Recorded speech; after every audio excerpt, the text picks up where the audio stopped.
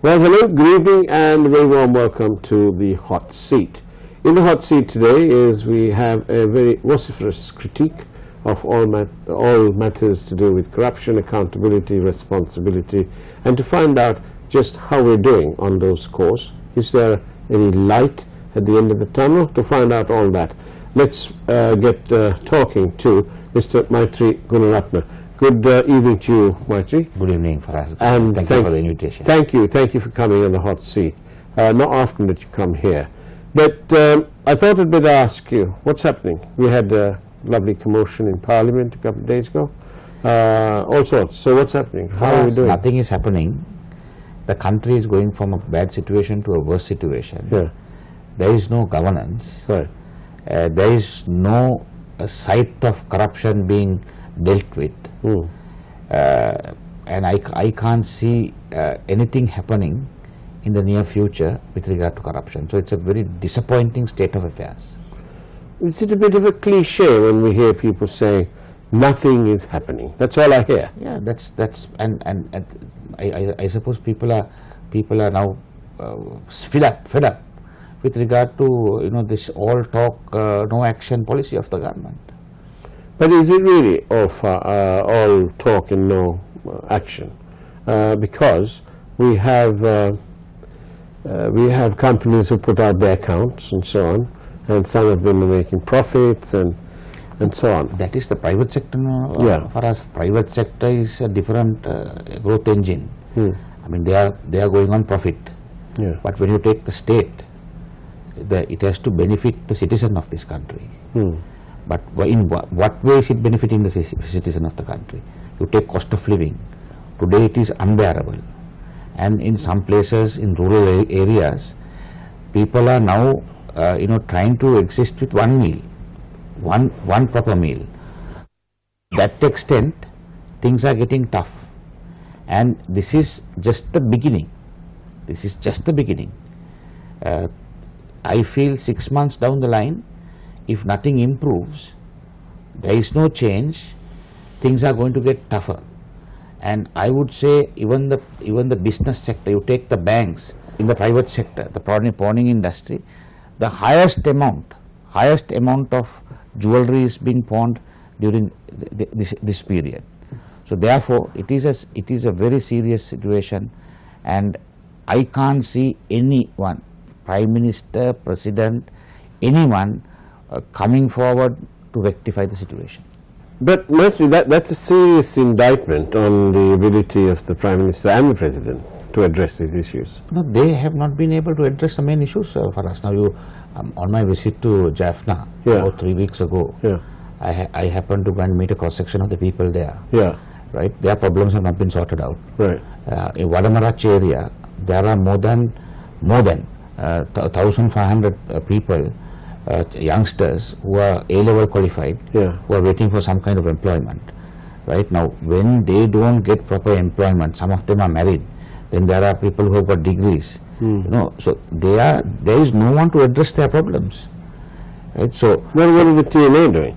TNA, I cannot see any kind of activity, proactive activity for the upliftment of the people in. What about the Chief Minister? Not even the Chief Minister. My assumption or my understanding of the situation was that they want to keep the Tamil people as poor as possible, as vulnerable as possible, so that they can, whenever there is an election, they can go, promise them, give them some handouts, get the votes and come back.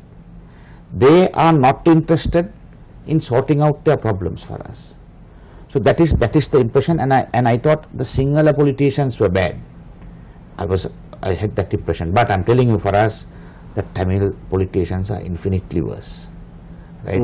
So vis-a-vis the people of Jaffna, there are serious issues there which are not being addressed, and if it continues like this, I don't know which direction it's going to take. Which direction it's going to take, and whatever said and done, after 2009, after 30 years, people in Jaffna started getting the taste of freedom. Indeed. Now, they have got the taste of freedom, but for us, you cannot go on that every day. That's true. You need to improvise new systems.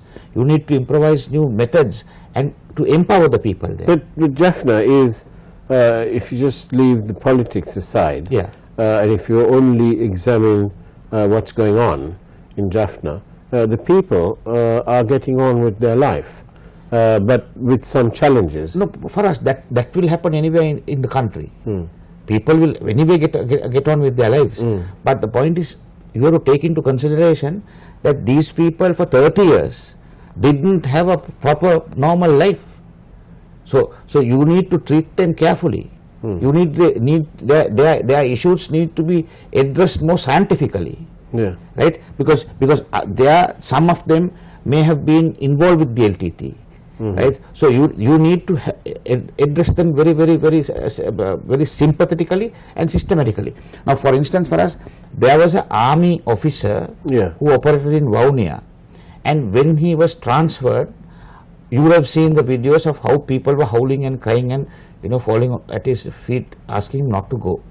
Now, that is the appreciation they have of a person who does work for them, of a person who serves them, right? But now, if you go there, I can take you there. There is no appreciation of that manner with regard to the politician of the TNA or the UNP or whatever. Now, take for Vijayakala Maleswaran. She 3.5 years she stays in government. 3.5 she's a deputy minister or a state minister in this present government, and she goes and blurts out and says that nothing has happened. What was she doing? If nothing is happening, has she got the mandate to stay as the minister? She should have resigned the position, come out and said, I am not going to hold any position because this government is not serving the people of Jaffna. Right? Without doing that, they enjoy the perks and privileges, and now they are coming and trying to instigate another separatist war. I don't know how long it's going to take for that to end, if it ever starts. Right? That's it's all very worrying, isn't it? It is extremely worrying for us. I am telling you, after I went to Jaffna and after my visit, the situation there, it's a time bomb. It's a time bomb. And also, we have the Director General of the Bribery Commission, who this morning said that there was that he didn't have enough experienced people. He said that even though he's got 200 policemen to help him and 29 other staff, he's got no speciality people with knowledge on forensic accounting, on money laundering, and he used very specifically said they have no experience with financial matters like the bond. Now, these are the very people who had a complaint lodged with them against the former governor of the central bank, Arjun Mahendran, in relation to the bond matter. And if I remember rightly, at some point there was a travel order restricting his travel movement out of the country, and somehow or other he's managed to go travel abroad, up and down, and some order must have kind of the time period may have lapsed, and he was able to go up and down. But the real question, the real revelation there is that at this commission they didn't have the expertise to deal with this matter. Now Mr. Sarath Jayamana is a senior officer in the Attorney General's department with tremendous amount of experience. I reckon he has held this position for more than 1 year. Now, is he also trying to do the same thing Vijayakala Maheshwaran is doing? After 1.5 years, is he trying to say that there are no people for him to work? No, he clarifies this. For instance, in the 1 year he's been putting systems in place. No, but the point is for us. I mean, when you go there, when you take over a position, and the position of the bribery commission, right, which itself, there are allegations against the bribery commission itself, right. When such a senior person takes control, he must assess the situation and within 1 month or 2 months say, okay, I need these people to go ahead. Now, when people are blaming that the bribery commission is asleep, right, he comes out from the woodwork and he says, well, I don't have experts. So who must make the claim? Who must ask for the experts? And he should have asked for it at the very inception. Indeed. Right now, so many frauds are being exposed. So are all these frauds going to be investigated with lack of proper trained personnel? So what is going to be the outcome of this fraud? The perpetrators will get out scot-free. Getting out scot-free. On that note, let's take a break. Don't go away. After all, this is the hot seat.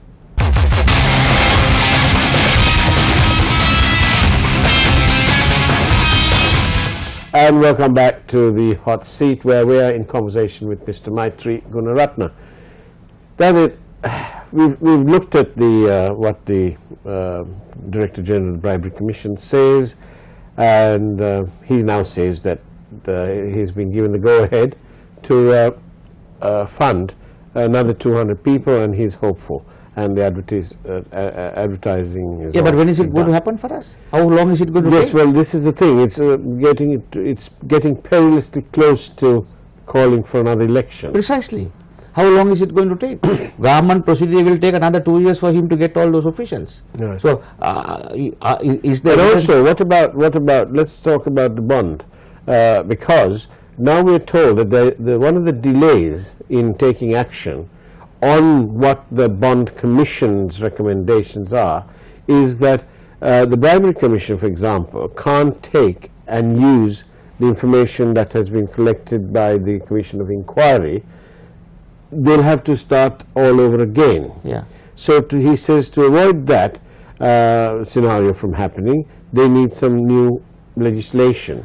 And it's apparently at Parliament but not debated yet. Yeah, but for us now that is also, it's a non-starter. This is the Presidential Commissions of Inquiry Act to fuse with the rest of it. That's right. So that is also going to be a non-starter. You need a two-thirds majority in Parliament to get it through. Right. So this government is not going to get the two-thirds majority. So that is going to be a non-starter. It's not going to So happen. what will happen to people who are remanded, like Arjun Aloysius, Pali Sena and so on? So I presume they have filed bail applications. Yeah. At some stage or other they will get bail. Right. They will get bail. But what I'm trying to say is, for us now, these investigations, if the material is available at the bond inquiry, Yeah. it is not going to take a very long time to get the same persons and record a statement in the Bribery Commission. It will take 1 day, 2 days, 3 days. So if there is a will, there is a way. Right. If there is a will, there is a way. So I feel that not many people are interested. They are just sitting there holding those positions, enjoying the perks and privileges, but no contribution is being made to the betterment of the country and betterment of their job. Right now, I mean, I dislike talking about myself, but when I was given an opportunity to turn around the mineral sands, I never came out with excuses. Within 3 months, I saw that 1 billion rupees was deposited in the account. Within 6 months, I increased the production by 500%. So I didn't say I didn't have this, I didn't have that. I had to we somehow found ways to do it. Yeah. So I can't understand why heads of department cannot, with the available resources. I feel with the available resources you can do it. If they cannot, we can show them how to do it. But it is not happening. That is the problem. Everyone, like a bad workman quarrels with his tools, everyone is quarreling with the system, right? But they are not putting things right. It is their job. When he is made the Director General of the Bribery and Corruption Commission, he must see to that it happens. Because I have lodged a complaint with regard to the coal scam, right? And to date, I don't know what has happened. Well, with regard to the coal scam, this is the case where the Chief Justice and his colleagues on the bench said that their conscience of the Supreme Court had been shocked. They were shocked by the conduct of government officials. So now, based on that judgment for us, where the Supreme Court has gone further and said that the cabinet has been misled. Right, by cabinet has been misled. Who has prepared the cabinet paper? The cabinet paper has been prepared by the Secretary of the Ministry, signed by the Minister. Cabinet has been misled. Having all those in the judgment, to date, no action has been taken against the Secretary to the Ministry. That same Secretary to the Ministry has gone further and interfered in the Kerala power plant tender, and now that also has gone into total disaster. So what they are trying to do is, all these people, they are trying to push this country into a place where there is going to be a power crisis, and when there is a power crisis, they go and get power from the diesel power generators, which is extremely costly, a further burden on the people, and people who are in the mafia, the diesel mafia, can make enough and more money and buy whatever they want thereafter. So we're not progressing. No, we are going backwards for us. Clearly, with responsibility, we can say we as a country are going backwards. Now, in that, along those sort of lines, I want to put this scenario to you. The bond was issued on the 27th of February, 2015. Our network started reporting on the 1st, and then again on the 8th, and in between thereafter. By the 17th of March 2015, the Prime Minister obviously felt that there was a need, and he turned up in Parliament and made a speech. Gave a statement. Now, in that talk, he says, I insisted on the change of the system of awarding bonds. Yes. So the critical words was that I insisted on the change. Yeah. Thereafter, at court proceedings, Arjuna Mahendran, still at the time the governor, confirms to court that he acted only on the instructions of the Prime Minister, who is also the Minister in charge of the subject. Now then, roll on several months thereafter, we have a Commission of Inquiry report. And in that report, it says, in one section, it says that there is no evidence that the Prime Minister asked Mahendran to break any rules and regulations in the process of changing. Well, to me, it's a question of Makohede and Nimalipol, because these two are saying one thing, and the judges, the commissioners, are saying something else. Not that what they're saying is not wrong at all, but to me it's out of context at the same time when you put it and use it within close proximity of that other statement, the other two. What's going on? Here we have a man who's admitted that he issued the instructions. Yes. We have the man receiving the instructions confirming that, and obviously there was due process that wasn't followed. And we have later, somewhere else in the report, from the commissioners that they found that Arjuna Mahendran had acted mala fide in the interest of perpetual treasuries, and that it is the governor who passed on the information, the so-called price-sensitive information, in which the others were able to manipulate the market. Now, that's there, but this Commission of Inquiry is supposed to look into all aspects of the bond scam. What about the aspect of the Prime Minister's role? He was the minister. He can't possibly cop out of it now. Minister for us, I think he was the main architect of this bond scam and the fraud. Main architect. Because if you recollect, I think on various other programs we have spoken about it. Now he, by design, he takes the Ministry of the central bank under him, by design. Then by design he takes the ETF board, the insurance trust fund, all these funds which were available and which were just lying in various banks, were taken and put to the bond issue. Then thereafter he brings the central bank governor, much to the objections of various other people, including the president, Partili Champik Ranawka and Rajesh Senratna as governor of the central bank, and he insists that he is there. Then thereafter, when the first bond issue comes out, he appoints a Lackey's commission or Lackey's committee, and that committee completely exonerates him from the bond scam. So if you take his conduct, he has always very clearly acted in support of this fraud. He has acted in support of this fraud. According to what I feel and I see, the main culprit is none other than the Prime Minister.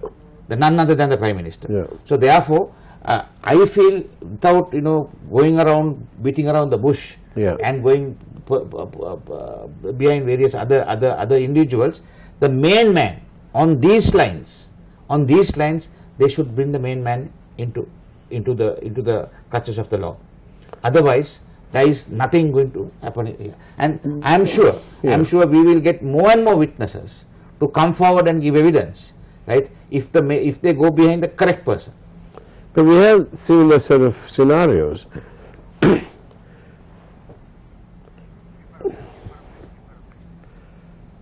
On that note, let's go for a short break. Don't go away. After all, this is the Hot Seat.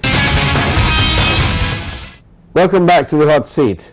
We are in conversation with Mr. Maitri Gunaratne. Now then, very quickly, we saw this in action and this sort of lopsided or strange statements contained in the Commission of Inquiry report. There are also claims that a blood relative of one of the commissioners worked at Temple Trees at the time under Dr. Harshali Silva. And there are several complaints or concerns. But also there's concerns that the Supreme Court in the past as well, in the matter of, let's say, Dr. P.B. Jayasundara trying to withdraw his affidavit to the Supreme Court. At that time, that Supreme Court bench ignored the question of whether the affidavit can be withdrawn and instead passed judgment or gave an order or an interpretation that the executive president can appoint whoever it is that he feels fit as a ministry secretary. Now, they ignored the point here. The point is, can you withdraw? No, the point is this for us. The Constitution states that the president can appoint anyone as the secretary to a ministry. Now, that is in the absence of him having any kind of case and undertaking given to the Supreme Court. So, if there is an official who has given an undertaking to the Supreme Court that due to his maybe abuse of power or misconduct, that he is not going to hold any other public position. Now, when there is an affidavit like that in the Supreme Court, I can't see how anyone can ignore that and say that the president has still the right to appoint even that person as a secretary of the ministry. There is more. The 19th Amendment, Gomin Dasari intervenes and he complains to the Supreme Court that if this is passed the way it is, without a referendum, the people's right to franchise is going to be put on hold for 4.5 years, and he found that anomalous. Now, unfortunately, that bench, led by no other than the Chief Justice at the time, Mr. Sripavan, completely ignores that plea. I think the petition is entitled to be heard, and it is entitled to a yea or a nay, or try again, or whatever, not to be ignored. And that's what's happened. So instead, Mr. Sripavan's given his judgment and so on, and the question of whether the people's franchise has been affected or not has been left unanswered. And so Gomin Dasari is left twiddling his thumbs, and Chief Justice Sripavan now serves on the board of a bank, but that's in his retirement. All well and good. But what I'm saying, Maitri, is that there are all these sort of anomalous situations which the public at large needs to know why this is happening. Why is it that the Prime Minister can come out there? And in terms of the Central Expressway, for example, it's a situation for us where complete breakdown of law and order. And a complete departure from process. In the Central Expressway matter, they've gone for a loan of so many billion yen. Right, it's nearly 900 million plus insurance comes to about $1 billion. there's a serious transgression, a departure, serious departure from process, where the minister in charge of the highways at the time, he was having meetings with bidders and so on. So what was the ministry secretary doing? What was the cabinet appointed negotiating committee doing? And you know, for us, you take every tender, every negotiation, every development project of this government, they have ministers, officials have gone and interfered and delayed it. And today, this government has got nothing to its credit other than the so-called Yapalne which they are talking about always, which now I think has exhausted itself. Right? Other than that, there is nothing, no development projects coming, because everything which has come is tainted with so much of corruption, so much of malpractice, so much of abuse of power. And even you would know the cabinet subcommittee on this economic issues. Now that was absolute must. Now that whatever the cabinet disapproved, what they did was they devised a mechanism where they can put it to this economic subcommittee, and the economic subcommittee did not consist of cabinet ministers or very few of them. That economic subcommittee, who are some lackeys of the Prime Minister, decided on what they should give and what they should not give. So when you take all that for us, that is the main reason, because we have veered away from procedure, because we have ignored the laws are silent, laws are not being implemented. That is the very reason we are facing this situation in this country today. Last and final question. In the light of the Prime Minister's performance on several issues, including the central bank bond matter, do you believe that the Prime Minister has the moral right to remain the Prime Minister? No way. He should have been removed immediately after the central bank report from the Supreme Court, the Commission report came out. You say removed. By whom? By the President. Does he have the mechanism? He has the mechanism. And not only that, if he got the CID or the Attorney General, he gave instructions to the Attorney General to have a full-scale inquiry into this. By now, he could have been arrested and he could have been locked up in jail.